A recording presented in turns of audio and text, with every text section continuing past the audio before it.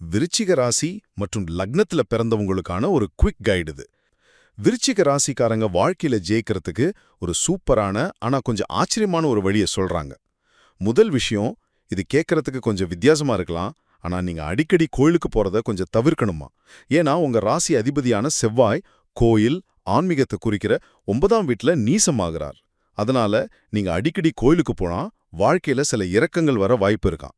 அப்படின்னு சுத்தமா போகவே கூடாதான்னு இல்ல, மாசத்துக்கு ஒரு தடவை இல்ல குலதெய்வம் கோயிலுக்கு போறதுல தப்பில்ல. ஆனா வாரம் வாரம் போறத மட்டும் அவாய்ட் பண்ணுங்க.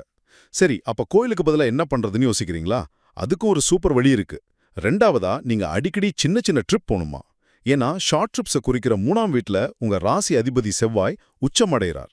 சோ நீங்க பீச், பார்க், சினிமான்னு ஃப்ரெண்ட்ஸ் கூடயோ குடும்பத்தோடயோ ஜாலியா வெளியே போகும்போது உங்க வாழ்க்கை ரொம்ப நல்லா அமையுமா. இப்படி பண்றதுனால ப்ரொமோஷன், கல்யாணம் மாதிரியான நல்ல விஷயங்கள்லாம் கரெக்டான நேரத்துல நடக்கும்.